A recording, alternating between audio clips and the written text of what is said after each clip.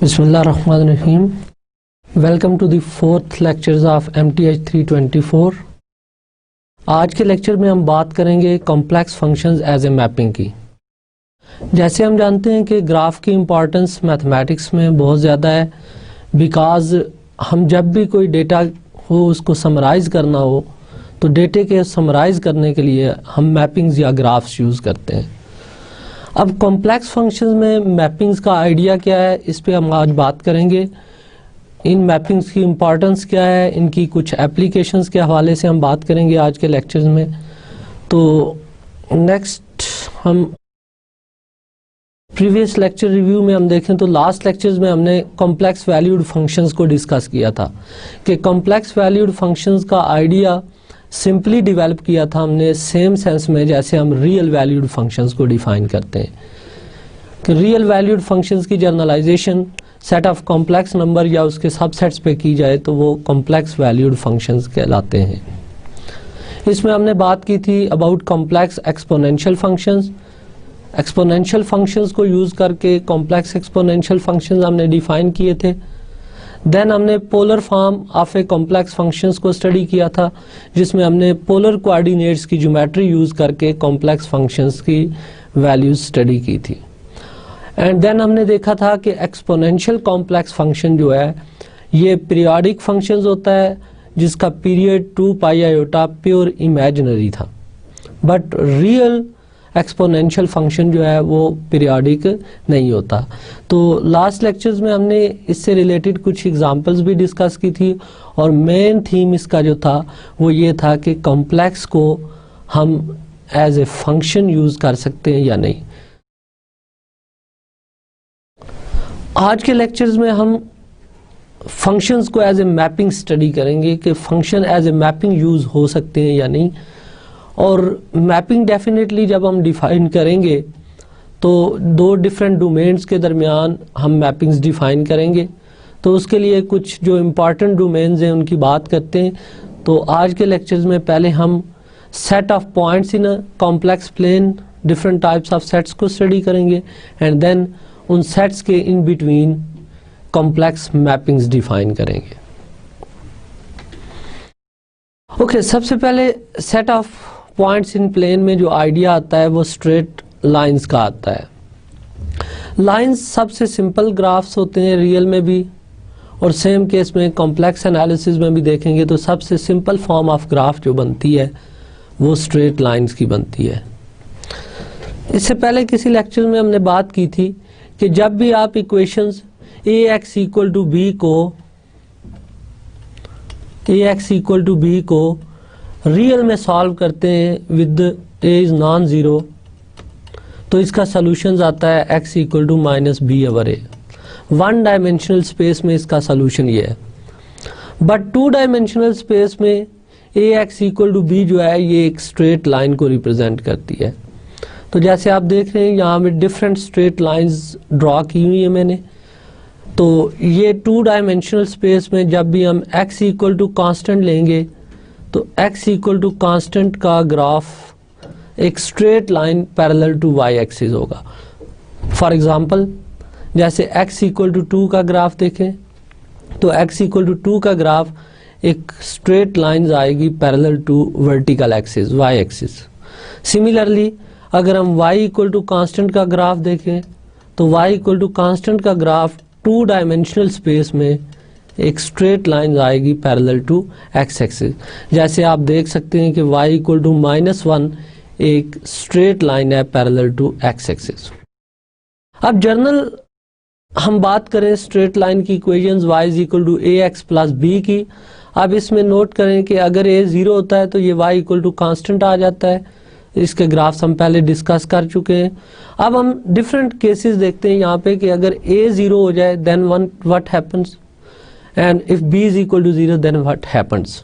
तो a equal to 0 तो जो है ये स्ट्रेट लाइन आएगी पैरेलल टू x एक्सिस, जबकि b अगर 0 हो जाए तो देन हम देखते हैं कि क्या होता है। अगर हम b को 0 लें तो लाइन की इक्वेशन आ जाएगी y is equal to ax। अब इसमें हम x को 0 पुट करें तो y की वैल्यू भी 0 आती है। It means this line passes through origin. तो y equal to ax is straight line passing through origin.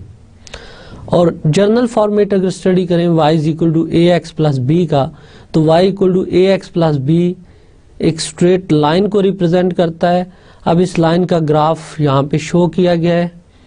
For different values of A and B ये ग्राफ डिफरेंट क्वाड्रेंट से पास होगा। और इम्पॉर्टेंट चीज़ कि अगर b 0 हो जाए तो ये ग्राफ ओरिजिन से पास होगा। स्ट्रेट लाइन से रिलेटेड कुछ कॉन्सेप्ट हम अगली स्लाइड्स पे भी देखेंगे। नेक्स्ट है about equation of a circle. अब सर्कल की इक्वेशन फॉर एग्जांपल हम रियल सेंस में बात करें तो सर्कल की इक्वेशन होती है हमारे पास x minus x not whole square plus y minus Y not whole square equal to R square. ये एक ऐसे सर्कल की इक्वेशन है जिसका centre x not Y not point होता है और इस सर्कल का रेडियस r होता है। ये सेंटर आ गया हमारे पास और रेडियस इसका r के इक्वल है। अब हम देखते हैं कि कॉम्प्लेक्स में जब सर्कल की इक्वेशन लिखी जाए तो वो कॉम्प्लेक्स वेरिएबल में कैसे लिखी जाएगी। तो इसके लिए हम एक इक्वेशन स्टडी करते हैं z minus Z not modulus equal to r। तो अगर हम इसको सॉल्व करना शुरू करें तो z हम ले लेते हैं x प्लस आयोटा y और z नॉट पुट कर लेते हैं x not plus iota y not whole modulus equal to r। Complex number को स्टैंडर्ड रिप्रेजेंटेशन में लाएं, इसके रियल पार्ट सेपरेट करें x minus x not plus iota times imaginary part separate करें y minus Y not modulus equal to r। अब absolute value की definition apply करें and then square लें तो ये इक्वेशन आ जाती है x माइनस एक्स नॉट का square plus y minus Y not का square equal to r square. Right, तो आप देख रहे हैं ये इक्वेशन बिल्कुल सिमिलर है जो पहले हमने सर्कल की इक्वेशन 2 डायमेंशनल स्पेस में एलिमेंट्री लेवल पे स्टडी की हुई है। सो जब भी आपके पास कोई ऐसी इक्वेशन लिखी है z minus Z not absolute value is equal to r, तो ये कॉम्प्लेक्स में ऑलवेज एक सर्कल को रिप्रेजेंट करेगी। राइट, अब सर्कल से रिलेटेड कॉन्सेप्ट जैसे फॉर एग्जांपल मैंने एक सर्कल ड्रॉ किया हुआ है यहाँ पे जिसका सेंटर मैंने ओरिजिन पे ले लिया है और लेट अस सपोज इसका रेडियस r है, तो z mod is equal to r एक ऐसे सर्कल की इक्वेशन बन गई जिसका सेंटर ओरिजिन है और जिसका रेडियस r है। इन पर्टिकुलर अगर हम r की वैल्यू 1 ले लें तो z mod equal to 1, this is called unit circle, equation of unit circle. अब इनफैक्ट यहाँ तो जस्ट हमने सर्कल की बाउंड्री डिस्क्राइब की। नेक्स्ट हम इंटीरियर ऑफ सर्कल की बात करते हैं, एक्सटीरियर ऑफ सर्कल क्या होते हैं, इन आइडियाज़ को देखते हैं। तो इनफैक्ट कॉम्प्लेक्स प्लेन के अंदर सर्कल की बाउंड्री से बाहर जितने पॉइंट्स हैं वो एक्सटीरियर ऑफ द सर्कल है, सर्कल के इनसाइड जितने पॉइंट्स हैं वो इंटीरियर ऑफ द सर्कल है और सर्कल की बाउंड्री के ऊपर जो पॉइंट लाई कर रहे हैं वो बाउंड्री ऑफ द सर्कल है। तो जब हम ये इक्वेशन लिखेंगे z minus Z not mod less or equal to r, it means हम कंसीडर कर रहे हैं सर्कल का इंटीरियर एंड सर्कल की बाउंड्री। एंड अगर हम z minus Z not mod greater or equal to r लिखेंगे तो हम boundary of the circle and exterior of the circle की बात कर रहे हैं। सिमिलरली अगर हम just z minus Z not mod greater than r लिखेंगे तो ये equation simply exterior of the circle को रिप्रेजेंट करेगी। तो कॉम्प्लेक्स एनालिसिस में मेन पॉइंट जो सर्कल की इक्वेशन आपने मेमोराइज करनी है वो ये है z minus Z not absolute value is equal to r। इस टाइप की इक्वेशन जब भी आपको नज़र आए तो ये एक सर्कल की इक्वेशन होती है। नेक्स्ट हम देखते हैं about another set of points in complex plane, infinite horizontal strip. यहाँ पे भी हम दो आइडियाज देखेंगे, इनफाइनाइट हॉरिजॉन्टल स्ट्रिप्स क्या होती हैं और इनफाइनाइट वर्टिकल स्ट्रिप्स क्या होती हैं।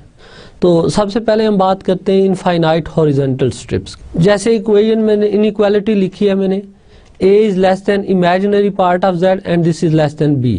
फॉर एग्जांपल आपको एक इक्वेशन इस फॉर्मेट में दी जाती है, 1 is less then imaginary part of z and this is less then से 2। तो अब ये जो डबल इनइक्वालिटी है ये एक हॉरिजॉन्टल स्ट्रिप को रिप्रेजेंट कर रही है जिसकी लोअर बाउंड्री 1 है और अपर बाउंड्री 2 है। और यहाँ क्योंकि इक्वालिटीज नहीं डाली गई, इट मीन्स स्ट्रिप्स का जो इंटीरियर है जस्ट वो इमेज है इसका, अदरवाइज बाउंड्री एक्सक्लूडेड है इसमें से। अब इस क्यों ये हॉरिजॉन्टल स्ट्रिप को रिप्रेजेंट करती है इसको ज़रा डिटेल से देखते हैं। अगर मैं यहाँ पे late us suppose journal form लूँ इस डबल इनइक्वालिटी की, imaginary part of z lies between a and b। z की वैल्यूज आप पुट कर लें, जर्नल रिप्रेजेंटेशन से x plus iota y is less than b। Recall कि x प्लस आयोटा y का जो इमेजिनरी पार्ट होता है वो y, so y lies between a and b। तो इनफैक्ट अगर हम इसको बाउंड्री को स्टडी करें तो बाउंड्री के ऊपर y की वैल्यू a है और अपर बाउंड्री के ऊपर y की वैल्यू b है। अब अगर हम लोअर बाउंड्री को कंसीडर करें, y इक्वल टू a को कंसीडर करें, तो y is a constant a, y is a constant is a straight line parallel to x axis. Similarly, y is equal to b is another straight line parallel to y axis. Because यहाँ पे double inequality में equalities नहीं थी, इसलिए ये जो horizontal strip बनेगी ये आपके पास जस्ट डॉटेड आएगी, मींस कि इसमें बाउंड्री एक्सक्लूडेड है, जस्ट जो इंटीरियर है वो इसमें इंक्लूडेड है। ये वाला पोर्शन सारा इसमें इंक्लूडेड है इस स्ट्रिप्स के अंदर। सिमिलरली अगर हम एक डबल इनइक्वालिटी लेते, real of z lies between से a एंड b, तो हमारे पास यहाँ से जो डबल इनइक्वालिटी जनरेट होती वो ये थी x equal to x is greater than a and x is less than b। अब सेम वे में अगर हम इसकी सारी कैलकुलेशन देखें तो x इक्वल टू a इसकी एक बाउंड्री है, x इक्वल टू b दूसरी बाउंड्री है और x equal to constant straight line parallel to y axis आती है। इस वजह से ये जो हमारे पास स्ट्रिप्स बनती इसका इमेज कुछ इस शेप में होता से, ये x इक्वल टू a और ये x equal to b and again ये लाइन डॉटेड लाइंस होंगी, मींस कि बाउंड्री इंक्लूडेड नहीं है, जस्ट इंटीरियर पोर्शन जो है ये इस डबल इनइक्वालिटी का सॉल्यूशन है। अब समटाइम्स रिस्ट्रिक्ट कर दिया जाता है कि इससे y लाइज बिटवीन 1 एंड 5, इस डबल इनइक्वालिटी के साथ y पे रिस्ट्रिक्शन दी जाती है। तो मींस हम कंप्लीट इनफाइनाइट स्ट्रिप कंसीडर नहीं कर रहे, बल्कि स्ट्रिप का एक पोर्शन कट करके हम उसको स्टडी कर रहे हैं। से पोर्शन बिटवीन -1 एंड 5 है तो इट मीन्स के y इक्वल टू -1 और y इक्वल टू 5 के इन बिटवीन जितना भी इस स्ट्रिप का पोर्शन है हम जस्ट उसकी बात कर रहे हैं। तो यहाँ पे ये infinite horizontal strips, circles, straight lines, इनको हम यूज़ करेंगे कॉम्प्लेक्स फंक्शंस को एज ए मैपिंग स्टडी करते वक्त। नेक्स्ट एक और इम्पॉर्टेंट जो डोमेन है हमारे पास वो है सर्कल से रिलेटेड सर्कुलर रिंग्स। अब सर्कुलर रिंग्स इस तरह बनते हैं हमारे पास के फॉर एग्जांपल ये एक डबल इनइक्वालिटी देखें, z minus Z not absolute is greater than small r and is less than capital R। अब अगर हम इसकी लोअर बाउंड्री को इमेजिन करें कि से ये z minus Z not mod equal to r, lower boundary consider करें, तो जैसे हमने पिछली स्लाइड्स में देखा कि z minus Z not modulus equal to r, ये एक सर्कल को रिप्रेजेंट करता है जिसका सेंटर z नॉट है और इस सर्कल का रेडियस r है। अब इसी तरह अगर हम z minus Z not mod equal to capital R ले लेते, अपर बाउंड्री को कंसीडर करते, तो upper boundary is again a circle with center Z0 and radius capital R. It means ये फर्स्ट सर्कल और ये सेकंड सर्कल जो है ये हमारे पास दोनों कॉन्सेंट्रिक सर्कल्स हैं because they have same centre but different radius, right. अब इन सर्कल्स को अगर हम प्लॉट करें तो यहाँ इस डबल इनइक्वालिटी से एक बात क्लियर है कि स्मॉल आर की वैल्यू ऑलवेज लेस होगी कैपिटल आर से, क्योंकि लेस का साइन जो है ये एक ट्रांजिटिव रिलेशन है। तो हम इंटीरियर सर्कल को अगर स्केच करें z minus Z not mod equal to R, तो जैसे ये सर्कल है ऐसे ये इसका सेंटर z नॉट है और इसका रेडियस स्मॉल r है। बिकॉज यहाँ इक्वालिटी नहीं है, अगेन ये डॉटेड बाउंड्री मैंने शो की है, मीन्स ये जस्ट सर्कल जो है इसकी बाउंड्री एक्सक्लूडेड है। और इसी तरह अगर हम सेकंड को ड्रॉ करें z minus Z not modulus equal to capital R को, तो इसमें सेंटर अगेन z नॉट है और अब इसका रेडियस कैपिटल आर है। ओके, नेक्स्ट हम देखते हैं कि वो कौन से पॉइंट्स होंगे कॉम्प्लेक्स प्लेन के जो इस डबल इनइक्वालिटी को सेटिस्फाई करेंगे। अब इसके वो पॉइंट्स जो इस डबल इनइक्वालिटी को सेटिस्फाई करेंगे, डेफिनेटली उसमें z minus Z not modulus greater than small R होना चाहिए and this is less than capital R. तो अगर मैं एक पॉइंट से यहाँ पे कंसीडर कर लूँ एज ए z, तो आप देखें z और z नॉट का डिस्टेंस जो है ये स्मॉल r से ग्रेटर है बट ये डिस्टेंस कैपिटल R से लेस है। तो मीन्स यहाँ पे जितने भी पॉइंट्स आप लेंगे ये सारे पॉइंट्स जो हैं ये इस डबल इनइक्वालिटी को सेटिस्फाई करेंगे, राइट। तो ये जो बनेगा ये बेसिकली एक सर्कुलर रिंग शेप बन रही है, जस्ट लाइक जैसे 3 डायमेंशनल स्पेस में आप टॉरस शेप देखते हैं, ये 2 डायमेंशनल स्पेस में एक सर्कुलर रिंग शेप है। अब आपने सोचना ये है कि ये Z1 पॉइंट जो है ये क्यों नहीं इस इनइक्वालिटी को सेटिस्फाई कर रहा, राइट। तो इसमें आइडिया सिंपल है कि Z1 और Z नॉट का डिस्टेंस अगर देखें तो ये स्मॉल r से ग्रेटर नहीं आ रहा बल्कि स्मॉल r से लेस आ रहा है। इसी तरह अगर यहाँ आप पॉइंट लेते हैं से Z2, तो Z नॉट और Z2 का जो डिस्टेंस है ये कैपिटल R से ग्रेटर आ जाता है, जबकि हम सिर्फ वो पॉइंट कंसीडर कर रहे हैं जो इस डबल इनइक्वालिटी को सेटिस्फाई कर रहे हैं। तो ये सर्कुलर रिंग्स के बाद नेक्स्ट जो इम्पॉर्टेंट शेप्स आती हैं हमारे पास, उनसे आप अच्छी तरह वाकिफ होंगे। पैराबोलाज हैं, जैसे एक पैराबोला स्केच किया गया है Y square equal to X और 4ax जनरल रिप्रेजेंटेशन में लें। इस पैराबोला का जो वर्टेक्स है वो ओरिजिन पे है, राइट। सिमिलरली आप इसका फोकस देखिएगा क्या पॉइंट बनता है, ये आपने देखना है। एंड देन लेटेस्ट रेक्टम क्या है, लेंथ ऑफ लेटेस्ट रेक्टम क्या है, ये सारी चीज़ें आपने एलिमेंट्री लेवल्स पे स्टडी की हुई हैं, इनको रिकॉल करना है।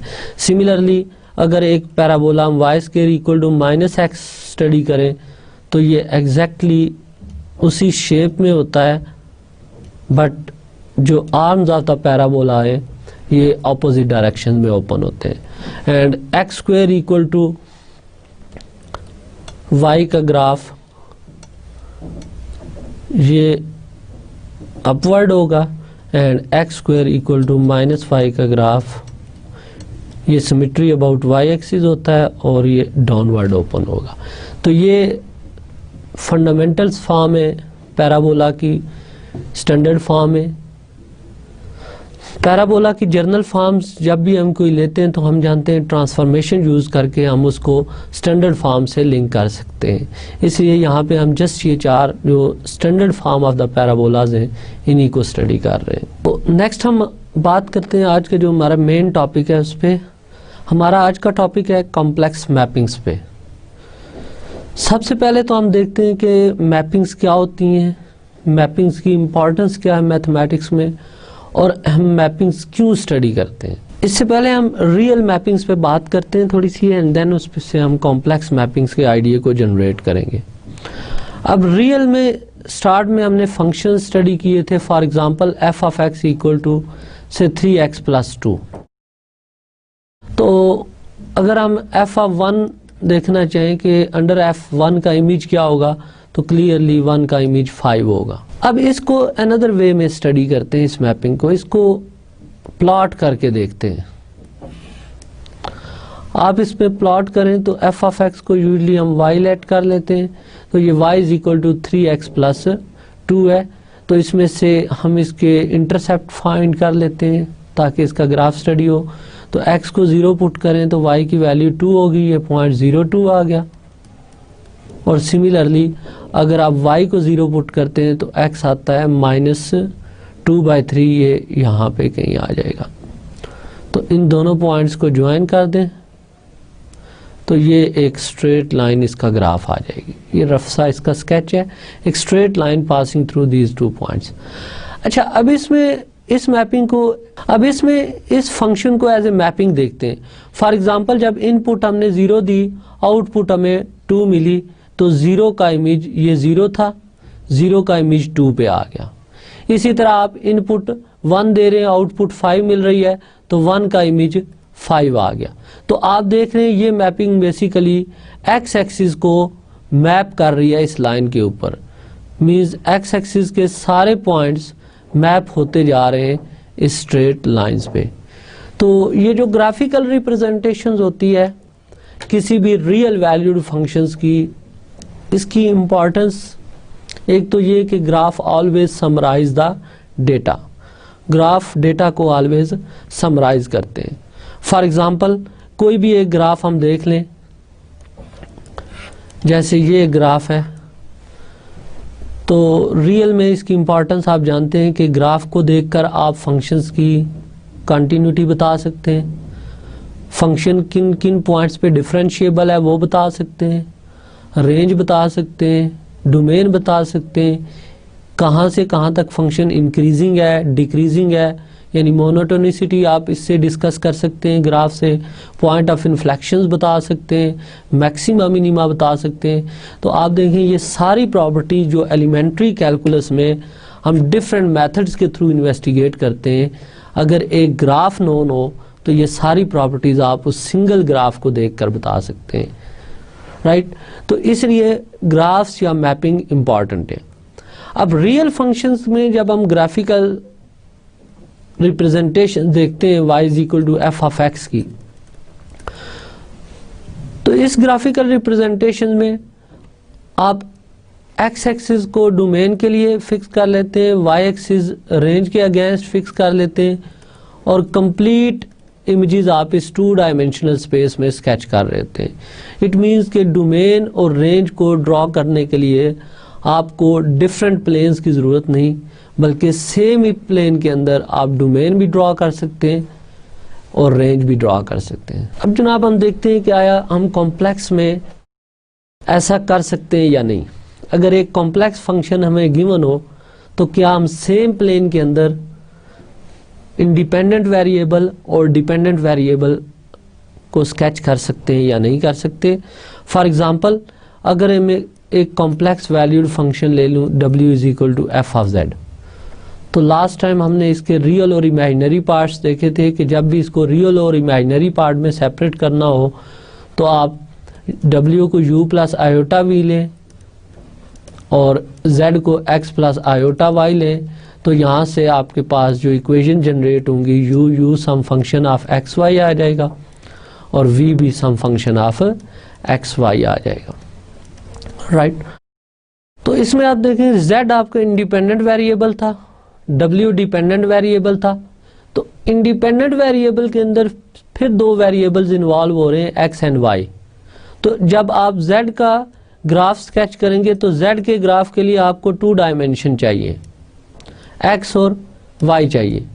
इसी तरह जब w इमेज को आप स्केच करेंगे तो आपको अगेन 2 डायमेंशन चाहिए, एक u को ड्रॉ करने के लिए और एक v को ड्रॉ करने के लिए। इट मीन्स अगर हम सेम कोऑर्डिनेट सिस्टम में इसको सेम कोऑर्डिनेट सिस्टम में ड्रॉ करना चाहें तो हमारे पास 4 डायमेंशंस का होना ज़रूरी है। 2 डायमेंशंस के अंदर हम कॉम्प्लेक्स मैपिंग्स को ड्रॉ नहीं कर सकते। तो यहाँ से इस बात को मैं कंक्लूड यूँ करूँगा कि कॉम्प्लेक्स फंक्शंस जो होते हैं इनके ग्राफ्स ड्रा नहीं किए जा सकते। रियल फंक्शंस के हम ग्राफ ड्रा कर सकते हैं, बट कॉम्प्लेक्स फंक्शंस के हम ग्राफ ड्रा नहीं कर सकते।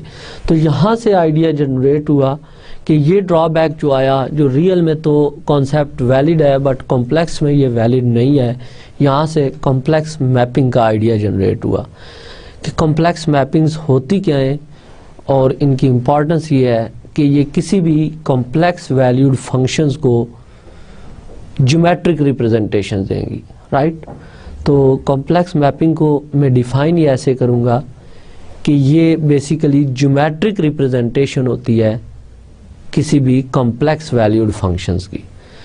तो ये ज्योमेट्रिक रिप्रेजेंटेशंस हम स्टडी कैसे करते हैं, जैसे इसकी प्रॉपर डेफिनेशन देखें। The term complex mapping is used instead of complex function when considering the function as this a correspondence between points in the z plane and points in the w plane। Means pre image हम z plane में लेते हैं, mapping का image हम w plane में लेते हैं और इनकी कॉरस्पॉन्डेंस चेक करते हैं कि z पॉइंट्स के z प्लेन के जो पॉइंट्स हैं वो w प्लेन में कैसे मैप होंगे। फॉर एग्जांपल, जैसे अगर हम z प्लेन का कोई पॉइंट लें तो w प्लेन के अंदर वो जाके किसी पॉइंट्स पे मैप हो जाएगा। फॉर एग्जाम्पल, जैसे मैं यहाँ एक पॉइंट स्टडी करता हूँ से z, जिसके कार्टेशियन कोऑर्डिनेट्स हैं एक्स वाई, और इसका इमेज इधर आ गया w प्लेन में जिसके कोऑर्डिनेट्स हैं u और v। तो ये मैपिंग बेसिकली ज्योमेट्रिक रिप्रेजेंटेशंस आ गई जो प्री इमेज z को इमेज w पे मैप कर रही है। ओके, अब नोट करें कि जब भी हम प्री इमेज जिस प्लेन में स्केच किया करेंगे उसको हम z प्लेन कहेंगे और इमेज जिस प्लेन में स्केच किया करेंगे उसको w प्लेन कहेंगे, और हम इन दोनों की कोरस्पॉन्डेंस स्टडी किया करेंगे under w is equal to F of z। जैसे इससे रिलेटेड कुछ एग्जांपल्स हम सॉल्व करते हैं। फर्स्ट एग्जांपल है find the image of half plane real of z greater or equal to 2 under w is equal to iota z। एक complex mapping दी गई है, डोमेन दी गई है आपको कि real of z greater or equal to 2 है। इस डोमेन के अंदर आपने इमेज फाइंड करना है कि इमेज क्या आएगा इस डोमेन का। तो सबसे पहले जब भी आप इन इक्वेशंस को स्टडी किया करेंगे, मैपिंग्स को स्टडी किया करेंगे, तो नॉर्मली जो प्रोसीजर्स होता है मैपिंग को स्टडी करने का, w is equal to iota z, ये मैपिंग्स थी, इसकी आप डिफाइनिंग इक्वेशंस फाइंड किया करेंगे। डिफाइनिंग इक्वेशंस मींस कि इसके हम रियल और इमेजिनरी पार्ट सेपरेट किया करेंगे। समटाइम्स ये रियल और इमेजिनरी पार्ट हम कार्टेशियन फॉर्म में लिया करेंगे और समटाइम पोलर फॉर्म में, बिकॉज पोलर फॉर्म की इंपॉर्टेंस ही मैंने ये बताई थी आपको कि जब कार्टेशियन फॉर्म में इक्वेशंस कॉम्प्लिकेटेड वे में आना शुरू हो जाएं तो हम देखते हैं कि हो सकता है कि पोलर कोऑर्डिनेट सिस्टम में वही इक्वेशन सिंपल फॉर्म में आ जाए। तो इस मैपिंग को अगर मैं ट्रांसफॉर्म कर लूँ u में, तो w equal to u plus iota v लें, z को x प्लस आयोटा y लें, राइट साइड को ओपन करें तो ये minus y plus iota x आ गया, ये u प्लस आयोटा v के इक्वल आ गया।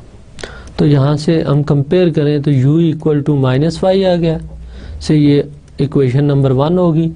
एंड v देखें तो v इस केस में हमारे पास x के इक्वल आ गया।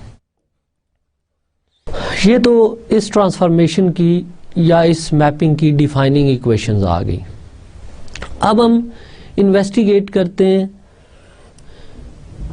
कि जो डोमेन दी गई थी real of z greater or equal to 2, ये इनफैक्ट z प्लेन में जब स्केच होगी तो कैसे होगी। तो real of z greater or equal to 2, z की वैल्यू पुट करें x plus iota y greater or equal to 2, तो रियल पार्ट इसका x है, so x is greater or equal to 2, right.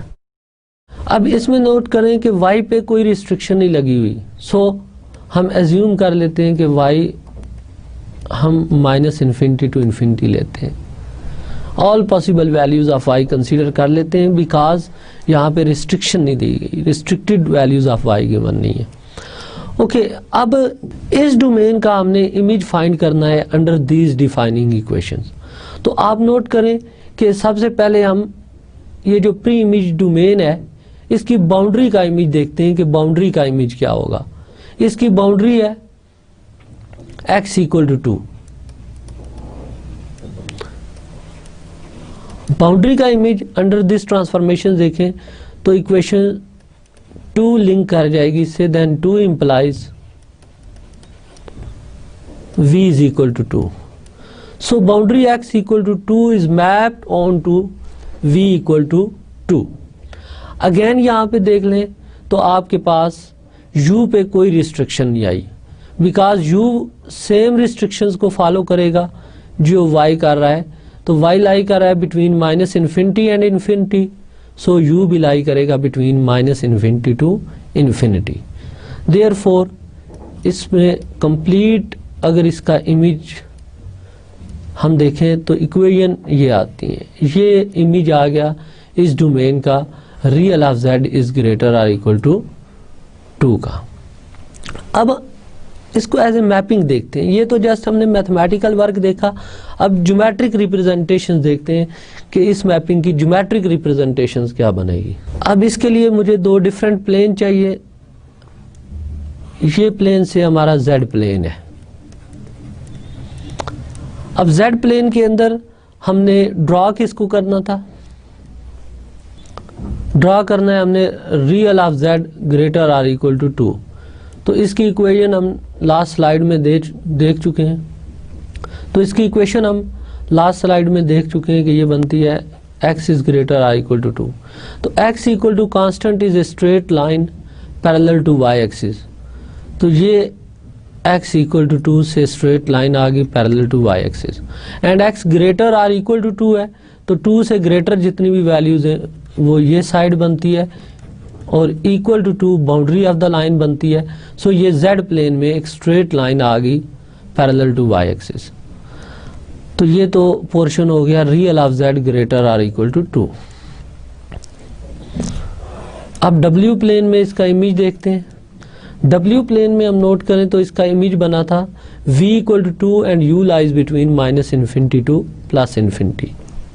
Okay, v = 2 with u lies between -∞ to +∞। अब ये u axis है, ये v axis है।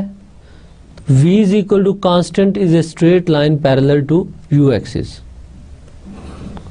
ये v = 2 बाउंड्री का इमेज आ गया, ये बाउंड्री मैप हो जाएगी इस बाउंड्री के ऊपर और बाकी पोर्शन सारा मैप हो जाएगा। ग्रेटर और इक्वल का ऑप्शन था तो बाकी पोर्शन ये आ जाएगा।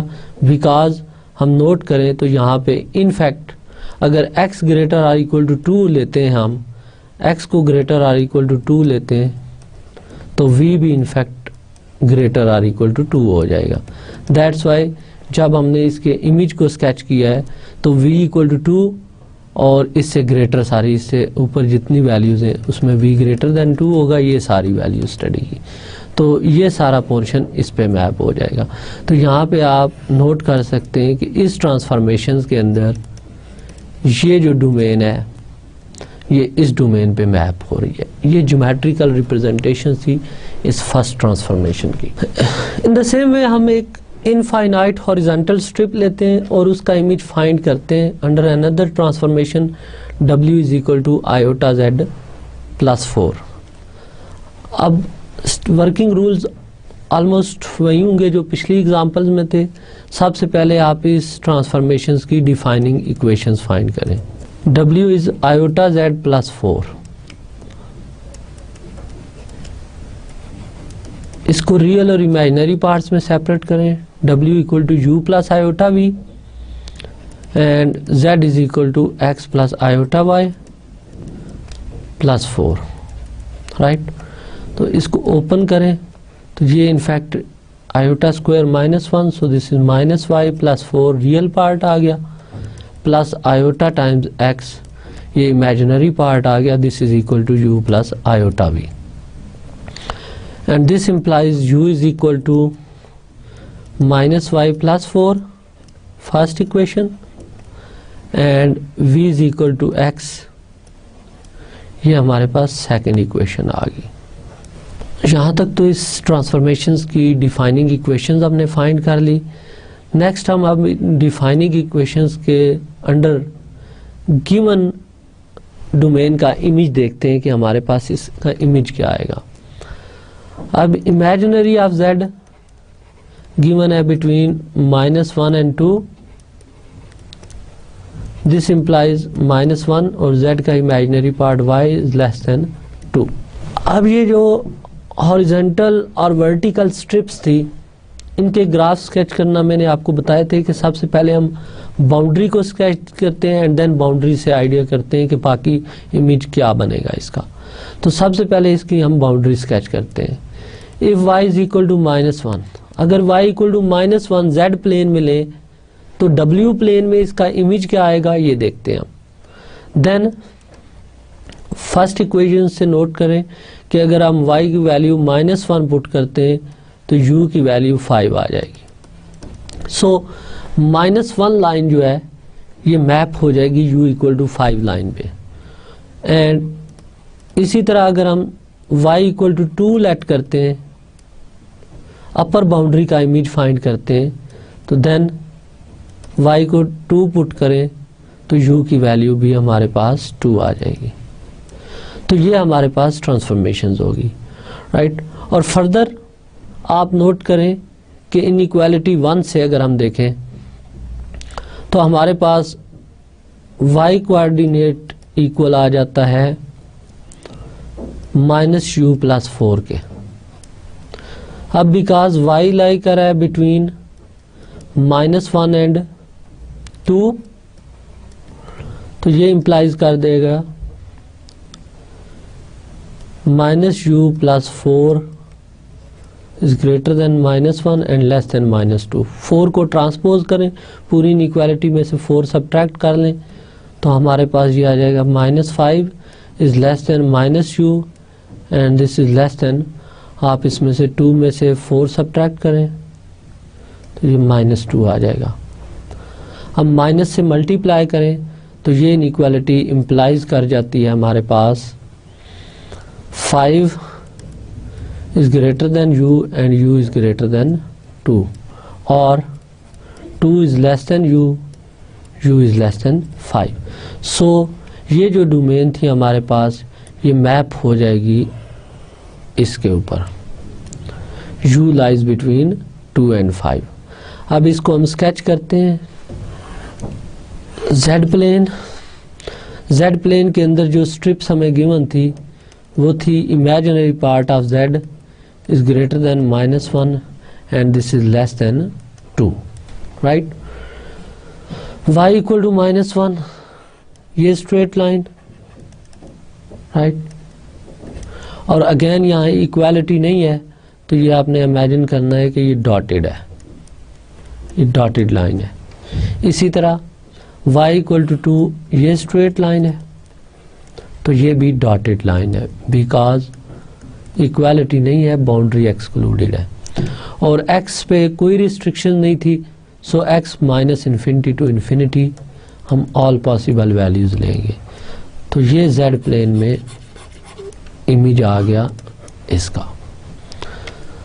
अब w प्लेन में अगर इसका इमेज स्केच करें हम इस ट्रांसफॉर्मेशंस के अंदर, गिवन ट्रांसफॉर्मेशंस के अंदर w = f(z) के अंदर इसका इमेज क्या बनता है, तो इमेज हमने देखा था कि ये बनता है u lies between, this is u lies between 2 and 5, so image is u lies between 2 and 5। so u equal to constant is a straight line parallel to v axis। ये से u equal to 2 straight line आ गई, ये u equal to 5 straight line आ गई। तो इनके in between जितने भी strips बन रही है ये वाला इसका इमेज आ गया। और बाउंड्रीज स्ट्रिप्स की फिर एक्सक्लूडेड है, रीज़न ये है कि ये इक्वालिटी नहीं है, ये एक डबल इनइक्वालिटी है। तो इस ट्रांसफॉर्मेशंस के अंदर ये वाली इनफाइनाइट हॉरिजॉन्टल स्ट्रिप्स जो जेड प्लेन में थी ये मैप हो गई है डब्ल्यू प्लेन में। तो अभी तक जो हमने दो एग्जांपल्स की, इनका वर्किंग रूल ये था कि सबसे पहले हम डिफाइनिंग इक्वेशंस फाइंड आउट करते हैं। डिफाइनिंग इक्वेशंस के बाद जो आपको प्री इमेज में डोमेन गिवन है, प्री इमेज डोमेन, उसकी बाउंड्री के इमेज फाइंड करते हैं।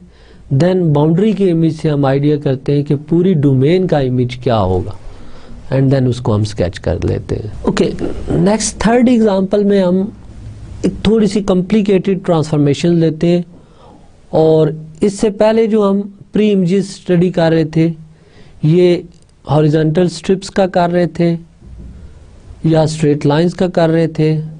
तो यहाँ पे हम जो इमेज स्टडी करेंगे, एक सर्कल का स्टडी करेंगे under a given transformation W is equal to 1/z-1।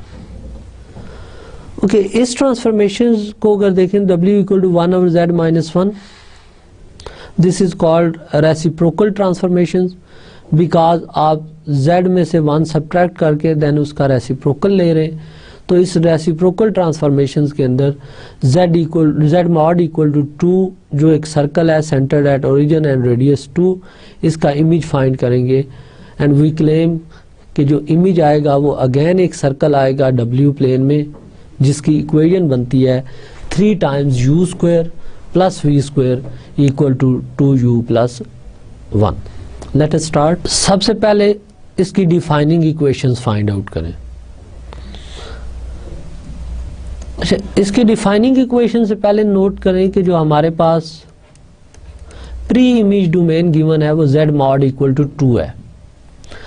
z mod equal to 2 in fact x plus iota y modulus equal to 2। So square ले लें आफ्टर टेकिंग एब्सोल्यूट वैल्यू, तो x square plus y square is equal to 2 square. ये circle centred at 0 0 and radius 2 बनता है। तो अब इसकी defining equations के लिए मैं ट्रांसफॉर्मेशन लेता हूँ W is equal to 1/z-1।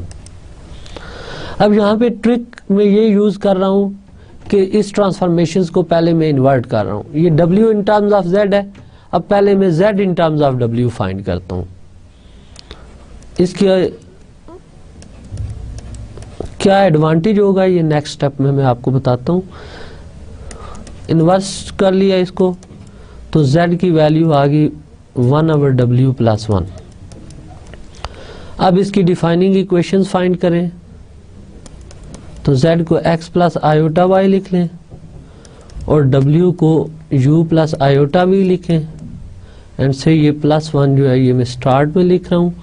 अब ये कॉम्प्लेक्स नंबर स्टैंडर्ड फॉर्म में नहीं है, a plus iota b form में नहीं है, सो इस नंबर से हम मल्टीप्लाई और डिवाइड करेंगे। u माइनस आयोटा v और u माइनस आयोटा v इस नंबर के कॉन्जुगेट से हमने मल्टीप्लाई और डिवाइड कर लिया। अब इस ट्रांसफॉर्मेशंस को जब आप सिंप्लीफाई करेंगे तो हमारे पास जो इक्वेशन बनती है ये 1 plus u minus iota v divided bye u square plus v square.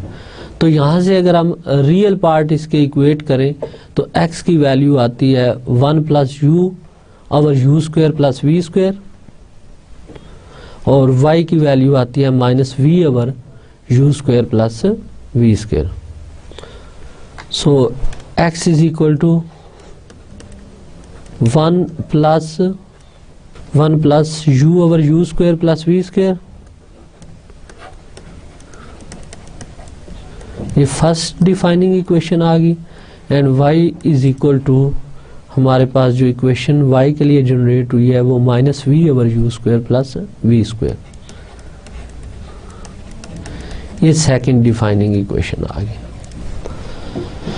तो अब यहाँ पे हमने u v in terms of x y find करने की बजाय x y in terms of u v find कर ली है।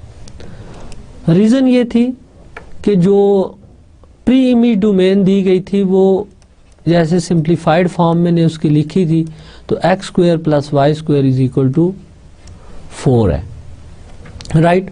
अब जस्ट 1 और 2 से आप x और y की वैल्यूज सब्स्टिट्यूट करें, 1 plus u over u square plus v square whole square plus y की वैल्यू पुट करें, दिस इज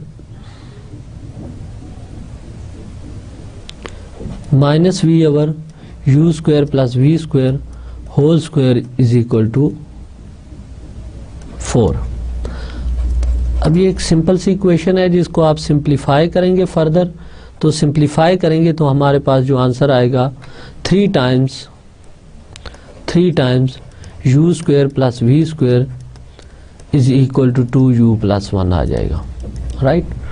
अब हम जानते हैं कि ये general equation of second degree है, general equation of second degree है, और बिकॉज इसमें a और b सेम है, इस वजह से ये इक्वेशन एक सर्कल को रिप्रेजेंट कर रही है। तो यहाँ पे जस्ट एग्जैक्ट इमेज तो नहीं, हम इसका रफ इमेज ड्रॉ करते हैं, बिकॉज एग्जैक्ट इमेज देखने के लिए आपको इस सर्कल का सेंटर फाइंड आउट करना होगा सेकंड डिग्री इक्वेशंस के फार्मूले से, और इसका रेडियस फाइंड आउट करना होगा फार्मूले से कि अगर सेकंड डिग्री इक्वेशन सर्कल को रिप्रेजेंट करे हमारे पास x square plus y square plus 2gx plus 2fy plus c equal to 0, ये इक्वेशन हो तो इसमें centre minus g minus f होता है, और इसके रेडियस का फार्मूला हमारे पास होता है under root g square plus f square minus c. इन फार्मूलों को यूज़ करें तो इस इक्वेशन का से आप सर्कल का सेंटर भी फाइंड कर सकते हैं, और इन इक्वेशन से आप सर्कल का रेडियस भी फाइंड आउट कर सकते हैं। तो जनाब इसमें प्री इमेज हमारे पास जेड प्लेन में एक सर्कल था जिसका सेंटर ओरिजिन पे था और रेडियस 2 था, और यहाँ पे एक नया सर्कल बन जाएगा जिसका सेंटर आपने फाइंड आउट किया होगा और रेडियस फाइंड आउट किया होगा। प्रॉपर कोऑर्डिनेट्स फाइंड करके जब आप इसको प्लॉट करेंगे तो ये इसका एग्जैक्ट इमेज होगा। तो ये जो ट्रांसफॉर्मेशन थी w is equal to 1 over z minus 1, इस ट्रांसफॉर्मेशन के अंदर आपने देखा कि circle maps onto circle. Okay, next जो ट्रांसफॉर्मेशन हम स्टडी करने जा रहे हैं ये बड़ी important transformation, w is equal to z plus a square over z where a is a positive real number. अब हमने इस ट्रांसफॉर्मेशन के अंदर एक सर्कल की जनरल इक्वेशन ले ली, z mod equal to k, centre origin पे ही रखा, और रेडियस हम यहाँ से इसका कोई भी पॉजिटिव नंबर k डिफाइन कर सकते हैं। और फिर यहाँ पे हमने एंड पे इस ट्रांसफॉर्मेशन के 2 स्पेशल केसेस देखने कि अगर हमारे पास ये इक्वेशन लिंक हो जाए, और फिर यहाँ से हम देखेंगे कि अगर इस इक्वेशन में हम k और a को लिंक करें, means k much bigger than a लें या k is much smaller than a लें, तो फिर इफेक्ट्स क्या होते हैं ट्रांसफॉर्मेशंस के। तो ये transformation for a equal to 1 अगर हम लें तो this is called Joukowski's transformation, और ये ट्रांसफॉर्मेशन जो है ये एरोडायनेमिक्स में यूज होती है, इसकी वहाँ पे एप्लीकेशंस होती हैं विस्कोसिटीज वगैरह को कंसीडर करके ड्रिफ्ट वेलोसिटीज फाइंड करते हैं जब प्लेन्स की, तो वहाँ पे ये इसको यूज़ करते हैं इस ट्रांसफॉर्मेशंस को। सो ये ट्रांसफॉर्मेशंस इस ट्रांसफॉर्मेशन की जनरलाइज्ड फॉर्म है। तो स्टार्ट में हम वर्किंग रूल सेम रखते हैं। सबसे पहले हम इस ट्रांसफॉर्मेशन में डिफाइनिंग इक्वेशन देखते हैं कि क्या बनेगी हमारे पास। तो एज इट इज w को u प्लस आयोटा v लें, z को x प्लस आयोटा y लें, plus a square over x plus iota y। Again यहाँ से देखें तो ये कॉम्प्लेक्स नंबर स्टैंडर्ड फॉर्म में नहीं था, सो इसलिए इसको हमने x माइनस आयोटा y से मल्टीप्लाई भी किया और x माइनस आयोटा y से डिवाइड भी कर दिया। After simplification we have x plus iota y plus a square into x minus iota y divided by x square plus y square. Real और imaginary part equate करें तो u की value आ जाती है हमारे पास x plus a square x divided by x square plus y square, और v की वैल्यू आ जाती है y minus a square y divided by x square plus y square. Again previous examples की तरह नोट करें कि यहाँ आपको जो डोमेन गिवन थी जिसका इमेज आपने फाइंड आउट करना है वो z mod is equal to k था, that is x square plus y square equal to k square. So ये बेटर होगा कि अगर मैं इन दोनों डिफाइनिंग इक्वेशन से u v की बजाय एक्स वाई फाइंड कर लूँ इन टर्म्स ऑफ u v, ताकि ये इक्वेशन सिंपल हो जाए। इसके लिए सबसे पहले मैं ये कर रहा हूँ बिकॉज गिवन है x square plus y square is equal to k square है, सो यहाँ पे इक्वेशंस को सिंपल फॉर्म में लाने के लिए मैं x square plus y square को के स्क्वायर लेट कर रहा हूँ। सो फर्स्ट डिफाइनिंग इक्वेशंस को हम रीराइट करते हैं, तो u इक्वल आ जाएगी x plus a square x divided by k square, and v will be y minus a square y over k square, y minus a square y divided by k square, right? So first equation gives us x, so u is equal to x into 1 plus a square divided by k square, and this equation implies x equal to u divided by 1 plus a square divided by k square। And second equation से अगर हम note करें तो यहाँ से y common लें, तो inside we have 1 minus a square by k square, and this implies y is equal to v divided by 1 minus a square over k square, right? This is our equation number 1। Equation number 2, अब add कर लें equation 1 और 2 के squares लेकर, तो x square plus y square जो in fact k square था ये इक्वल आ जाएगा u square divided by 1 plus a square over k square, right, whole square plus v square over 1 minus a square divided by k square whole square. In fact यहाँ पे अगर note करें इस equation में मैं के स्क्वायर को भी डिवाइड करके राइट साइड पे ले आऊँ तो ये इक्वेशन इस स्टैंडर्ड फॉर्म से मैच कर रही है, x square over a square plus y square over b square equal to 1, जो एक इलिप्स की इक्वेशन आती है centred at origin, semi major axis की लेंथ ए है और सेमी माइनर एक्सिस इसमें बी होता है। तो इसलिए ये जो इक्वेशन है जो नेट रिजल्ट आया है, अब जब आप इमेज फाइंड किया करें अंडर किसी भी ट्रांसफॉर्मेशंस के, तो प्री इमेज जेड प्लेन में था in terms of x and y था, इमेज डब्ल्यू प्लेन में है तो ये completely in terms of u and v होना चाहिए, इसमें एक्स और वाई वाली कोई टर्म इन्वॉल्व नहीं होनी चाहिए। तो यहाँ पे देख लें कि एग्जैक्टली सर्कल का इमेज जब हमने इस ट्रांसफॉर्मेशंस के अंडर फाइंड किया है तो ये इक्वेशन जो जनरेट हुई है ये completely in terms of u and v generate हुई है, इसमें कोई एक्स वाई वाली टर्म्स इन्वॉल्व नहीं है। और प्री इमेज डोमेन हमारे पास एक सर्कल थी और इमेज डोमेन जो आ गई हमारे पास इलिप्स आ गई, राइट? तो रफली इसका जो ग्राफ बनेगा ये एक सर्कल अज्यूम कर लेते हैं, सेंटर एट ओरिजिन और रेडियस के यूनिट, ये यहाँ पे एक इलिप्स पे मैप हो रहा है जिसका सेंटर ओरिजिन पे ही है, और सेमी मेजर और सेमी माइनर एक्सिस आप यहाँ से देखकर इसके आप वर्टिसेस वगैरह फाइंड कर सकते हैं। तो ये just W is equal to z plus a square over z का रफ सा स्केच है। ये ट्रांसफॉर्मेशन इस तरह डिफाइंड होती है। अब अगर क्वेश्चन में देखें तो हमने दो स्पेशल केसेस मेंशन किए थे कि सबसे पहले तो इस ट्रांसफॉर्मेशन को इन्वेस्टिगेट करें, circle z absolute equal to k का इमेज फाइंड करें अंडर दिस ट्रांसफॉर्मेशन, और जब आपके पास इसका इमेज आ जाए तो उस इमेज में दो स्पेशल केसेस डिस्कस करें, when k is greater than a and when k is less then a। तो अब हम पहला केस स्टडी करते हैं, when k is greater than a। Case 1, when k is much greater than a.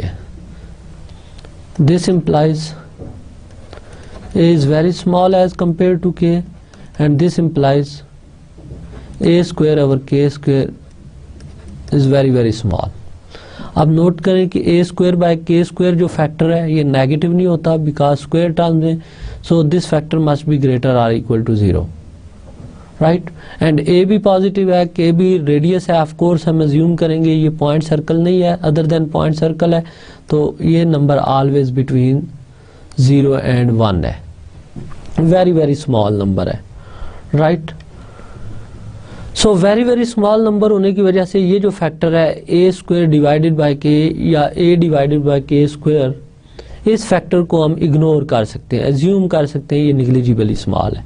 तो आप note करें कि जब इस फैक्टर को इस ट्रांसफॉर्मेशन में, इस इमेज में आप निग्लिजिबली स्मॉल लेंगे, इस फैक्टर को निग्लिजिबली स्मॉल लेंगे, तो जो इमेज है हमारे पास वो बन जाएगा u square plus v square equal to k square, right. तो इस केस में जो इमेज बनता है हमारे पास वो ये बनता है कि x square plus y square equal to k square, ये मैप हो जाता है इस ट्रांसफॉर्मेशन के अंदर u square plus v square equal to k square, right, which is again a circle centred at 0 0 and radius is k. और note करें कि ये भी सर्कल सेंटर 0 0 पे था और रेडियस के पे है. तो अगर इन दोनों को आप देखें तो एग्जैक्टली जैसा प्री इमेज था सर्कल था वैसा ही इमेज में आ रहा है circle, means circle map on to same circle अगर k greater very large as compare to a लेंगे. Second case, if k very small as compare to a, same way में इसको आपने स्टडी करना है जैसे हमने केस 1 को स्टडी किया. तो आपने देखना है कि u square plus v square, this is in fact a power 4 k square form बचेगी which is again a circle. तो आपने देखा कि हम के वेरी लार्ज लें एज कंपेयर टू ए और के वेरी स्मॉल लें एज कंपेयर टू ए, तो जो इमेज पहले हमारे पास इलिप्स थी वो इलिप्स रिड्यूस होती जाएंगी एक सर्कल्स में इस केस में. तो इम्पॉर्टेंस इस ट्रांसफॉर्मेशन की हमने पहले ही डिस्कस कर ली कि ये ट्रांसफॉर्मेशन एरोडायनेमिक्स में यूज होती है for special case when a is equal to 1, drift velocities वगैरह स्टडी करने में. ओके, अभी तक हमने जस्ट मैथमेटिकली वे में सीखा है कि किसी भी कॉम्प्लेक्स मैपिंग को अप्लाई कैसे करना है. मेन स्टेप्स रिकॉल करें इसके. तो सबसे पहले हमने कॉम्प्लेक्स मैपिंग का आइडिया जनरेट किया कि इसकी ज़रूरत क्यों पेश आई, बिकॉज कॉम्प्लेक्स फंक्शंस के ग्राफ सेम सेंस में एग्जिस्ट नहीं करते, ड्रॉ नहीं किए जा सकते जैसे हम कैलकुलस में या रियल में करते हैं. तो ये डिसएडवांटेज था, ये जो डेफिशिएंसी थी इसको रिमूव करने के लिए कॉम्प्लेक्स मैपिंग्स का आइडिया इंट्रोड्यूस किया गया. रियल मैपिंग्स का आइडिया ऑलरेडी था बट उनको हम इन टर्म्स ऑफ ग्राफ स्टडी कर सकते हैं. तो कॉम्प्लेक्स मैपिंग में हम एज ए मैपिंग स्टडी कर रहे हैं, ये ग्राफ्स नहीं है, सेम प्लेन में नहीं स्केच हो रहे बल्कि डोमेन डिफरेंट प्लेन में है और जो इमेज है, रेंज है, वो डिफरेंट प्लेन में स्केच हो रही है, राइट. सेकेंड थिंग इसमें जो इम्पॉर्टेंट थी, हमने डिफरेंट टाइप्स की कॉम्प्लेक्स ट्रांसफॉर्मेशंस ली, कॉम्प्लेक्स फंक्शंस लिए और डिफरेंट डोमेन्स का अंडर दीज फंक्शन हमने इमेज फाइंड किया. तो समटाइम्स आपने देखा कि इनफाइनाइट स्ट्रिप है तो इमेज भी इनफाइनाइट स्ट्रिप है, राइट. सर्कल है तो इमेज इलिप्स बन गया, शेप डिस्टॉर्ट हो गई, सर्कल से इलिप्स पे आ गए. अगर स्पेशल केस लेते हैं तो पॉसिबिलिटी है कि वो इलिप्स अगेन रिड्यूस हो जाए सर्कल में. तो यहाँ से एक चीज़ का आइडिया बिल्कुल क्लियर हो जाता है कि ट्रांसफॉर्मेशंस के अंदर जब भी आप किसी भी डोमेन का या रीजन का इमेज फाइंड करते हैं वो इमेज सेम भी रह सकता है और वो इमेज डिस्ट्रॉय भी हो सकता है, किसी और शेप में भी जा सकता है. तो इसकी ज़्यादा जो डिटेल्स हैं डिस्ट्रॉयड इमेज या सेम इमेज, ये हम नेक्स्ट लेक्चर्स में डिटेल में देखेंगे. नेक्स्ट हम जस्ट मैपिंग के आइडिया में एक कॉन्सेप्ट और यहाँ पे देखेंगे, वो है parametric curves in complex plane. Complex planes में पैरामीट्रिक कर्व्स क्या होती हैं, राइट। बिल्कुल ऐसे ही जैसे आप पैरामीटराइजेशन फाइंड करते हैं कैलकुलस में कि suppose x square plus y square equal to a square है, तो आप x equal to a cos theta, y is equal to a sine theta लें, तो ये पैरामीट्रिक फॉर्म आ गई with theta lies between of course for full circle 0 to 2 pi. ये Cartesian form of circle है, ये पैरामीट्रिक फॉर्म है। अब सेम वे में हम देखते हैं कि parametric curves in complex plane कैसे बनती हैं। इन जनरल रिप्रेजेंटेशन हम देखें पैरामीट्रिक कर्व की, तो वो होती है z of t is equal to x of t plus iota y of t, where t जो पैरामीटर है इसको रिस्ट्रिक्ट किया जाता है बिटवीन सर्टेन लिमिट्स से a एंड b। अब सबसे पहले हम स्ट्रेट लाइन की इक्वेशन देखते हैं कि स्ट्रेट लाइन अगर सपोज प्लेन के अंदर है, हमारे पास 2 डिफरेंट पॉइंट से पास हो रही है, से ये पॉइंट z0 है, ये पॉइंट z1 है, तो इस स्ट्रेट लाइन की इक्वेशन आती है 1 minus t times z0 plus t times z1, where t parameter lies between minus infinity to infinity. और यूजली जब हम लाइन सेगमेंट की बात करते हैं तो लाइन सेगमेंट में यानी पोर्शन ऑफ ए लाइन में हम t को रिस्ट्रिक्ट कर लेते हैं बिटवीन 0 एंड 1। लाइन सेगमेंट के लिए t restricted values between 0 and 1, और जनरली जब लाइन की बात करेंगे तो t minus infinity to infinity. Similarly circle की जो पैरामीट्रिक फॉर्म है वो है z of t is equal to z0 plus r e power iota theta. ये parametric representation of a circle है। ओके, सर्कल की इक्वेशन में नोट करें कि ये क्या है, ये पैरामीट्रिक इक्वेशन सर्कल की इक्वेशंस को जनरेट कर सकती है या नहीं, जो कॉम्प्लेक्स इक्वेशन हमने देखी थी। तो आप z माइनस z0 फाइंड करें, this is equal to r। अब इसकी एब्सोल्यूट वैल्यू लें, sorry this is equal to r e power iota theta, and z minus z0 की एब्सोल्यूट वैल्यू लें तो r पॉजिटिव नंबर है और e आयोटा थीटा का मॉड 1 होता है, तो ये देख लें सेम सर्कल की इक्वेशन होती है। तो अब ये नोट करना है कि जब भी आपको सर्कल का रेडियस r गिवन हो और इक्वेशन इस फॉर्मेट में गिवन हो और आपने इसकी पैरामीट्रिक कर्व लिखनी हो, तो वो z माइनस z0 को आप r e power iota theta substitute करेंगे for full circle theta lies between 0 and 2 pi. और अगर से सेमी सर्कल है तो अकॉर्डिंगली हम थीटा सेट कर लेते हैं कि सेमी सर्कल आया अपर हाफ प्लेन में है तो थीटा बिटवीन 0 एंड पाई हो जाएगा। इसी तरह से सेमी सर्कल अगर फर्स्ट और फोर्थ क्वाड्रेंट में बन रहा है तो हम theta between minus pi by 2 and plus pi by 2 ले लेंगे, और अकॉर्डिंगली आपको जिस भी पोर्शन में चाहिए आप उस पोर्शन के हवाले से थीटा सेट कर लिया करेंगे। तो ये इक्वेशन सर्कल की पैरामीट्रिक फॉर्म है। अब नेक्स्ट हम इंटरेस्टेड इसमें कि इससे पहले हमने देखा कि कार्टेशियन फॉर्म में कर्व गिवन हो तो हम उसका इमेज फाइंड आउट कर लेते हैं। अब हम इंटरेस्टेड इसमें कि अगर पैरामीट्रिक फॉर्म में आपको डोमेन दी जाए या प्री इमेज दिया जाए तो कॉम्प्लेक्स ट्रांसफॉर्मेशन के अंदर उसका इमेज कैसे फाइंड किया जाएगा। तो suppose w f of z एक कॉम्प्लेक्स मैपिंग है, z ऑफ t पैरामीटराइजेशन है किसी भी प्री इमेज की, और इसका जो इमेज आया करेगा वो w of t is equal to f of z of t होगा। यानी सिंपल ट्रांसफॉर्मेशंस के अंदर आपने z ऑफ t जो प्री इमेज कर्व है उसकी पैरामीट्रिक फॉर्म सब्स्टिट्यूट कर लेनी है, राइट। फॉर एग्जांपल जैसे इसको देखते हैं हम कि find the image of the line segment. अब ये सेगमेंट है, सो इसकी जब मैं पैरामीट्रिक फॉर्म लिखूंगा तो इसमें मैं एज्यूम कर लूंगा कि मेरे पास t लाइज बिटवीन 0 एंड 1 है। Okay, find the image of a line segment from 1 to iota. 1 to iota की का इमेज फाइंड करना है अंडर दिस ट्रांसफॉर्मेशंस। सबसे पहले हम 1 टू आयोटा को ज्वाइन करने वाली लाइन की पैरामीट्रिक कर्व फाइंड करते हैं। ये 1 और आयोटा इमेजिनरी एक्सिस पे ड्रा होगा, तो ये 1 और आयोटा को लिंक करने वाली जो लाइन है इसका हमने देखना है कि पैरामीट्रिक इक्वेशंस क्या बनेगी। तो लेट कर लेते हैं कि z0 is equal to 1, z1 is equal to से आयोटा। अब पैरामीट्रिक रिप्रेजेंटेशन या फिर लाइन रिकॉल करें तो z ऑफ t होती है 1 minus t z0 plus t z1। So z is equal to 1 minus t into z naught plus t times z1, और t लाई करेगा बिटवीन 0 एंड 1 सेगमेंट्स के लिए। Okay, z is equal to 1 minus t plus iota T.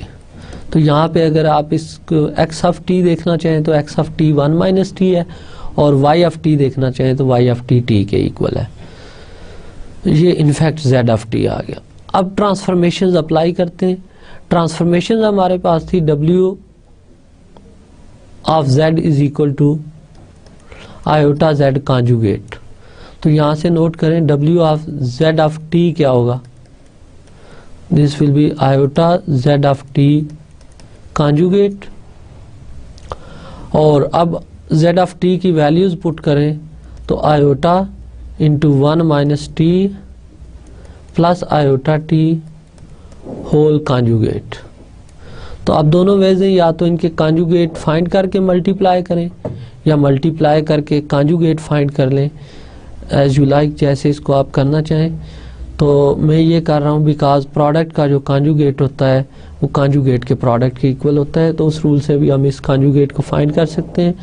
So the image is iota conjugate is equal to minus iota. So w of z of t is equal to iota का conjugate minus iota, and second factor जो इसका था वो था 1 minus t plus iota t, तो इसका conjugate 1 minus t minus iota T.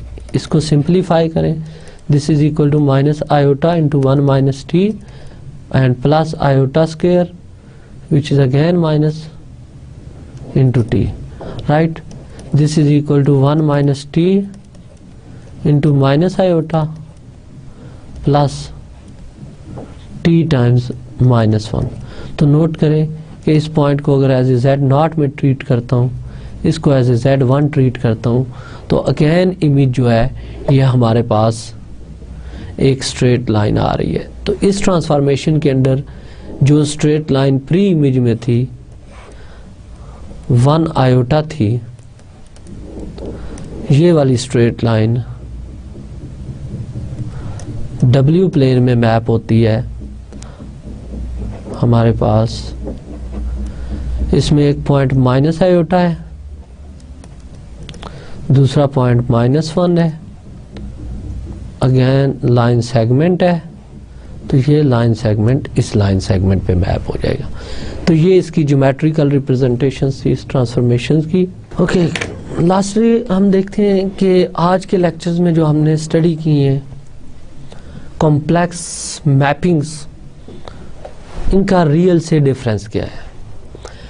पहला difference कि रियल में हम ग्राफिकल रिप्रेजेंटेशंस कर सकते हैं, कैलकुलस में ग्राफिकल रिप्रेजेंटेशंस कर सकते हैं, बट कॉम्प्लेक्स फंक्शंस को हम ग्राफिकली रिप्रेजेंट नहीं कर सकते। दूसरी चीज़ कि जब हम रियल में ग्राफ स्केच करते हैं तो हम डोमेन और रेंज एक ही प्लेन के अंदर स्केच कर रहे होते हैं, ग्राफ सेम प्लेन में XY प्लेन में स्केच करते हैं, बट कॉम्प्लेक्स में ये होता है कि डोमेन डिफरेंट प्लेन में ड्रॉ की जाती है और रेंज होती है ये डिफरेंट प्लेन में ड्रॉ की। होपफुली नेक्स्ट लेक्चर में हम इन्हीं कॉम्प्लेक्स मैपिंग्स की फर्दर प्रॉपर्टीज देखेंगे, डिफरेंट टाइप्स की मजीद ट्रांसफॉर्मेशन देखेंगे और उनकी एप्लीकेशंस पॉइंट ऑफ व्यू से भी बात करेंगे। Thank you.